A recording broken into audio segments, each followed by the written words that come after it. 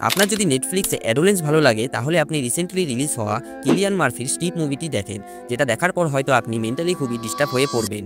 এটা একটা biographical drama যার মুখ্য চরিত্রে কিলিয়ান মার্ফিকে দেখা যায়, যিনি সিনেমায় একটা বাল সুধার কেন্দ্রের হেডমাস্টার।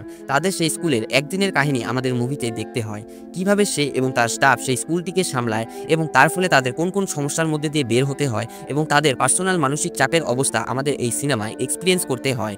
মুভির দৈর্ঘ্য মাত্র 1 ঘন্টা 32 মিনিট, যার IMDb রেটিং 6.6 এর। এই স্টোরি আর থিম একদমই ইউনিক, যেখানে আমাদের এক ডার্ক সাইকোলজিক্যাল ড্রামা এক্সপিরিয়েন্স করতে হয়, যেটা হয়তো আপনাকে ভিতর থেকে পুরো ভেঙে ফেলবে। মুভির মেইন লিডে কিলিয়ান মার্ফি গোটা সিনেমায় ছেয়ে থাকে, যার ফলে আপনার এই সিনেমা দেখার প্রতি আগ্রহ বেড়ে যাবে। এছাড়া এখানে যে ধরনের সাসপেন্স দেখানো হয়েছে সেটা এই সিনেমার এক বিশেষ আকর্ষণ। নেগেটিভের দিকে মুভি 2-1টা প্রশ্নের উত্তর দিতে না পারলেও আমি গ্যারান্টি সহকারে বলছি এর ইউনিক মিস্ট্রি আপনাকে এক নতুন ধরনের এক্সপিরিয়েন্স করাবে। তাই আমি একে 10-এর মধ্যে 7.5 এর রেটিং দিচ্ছি।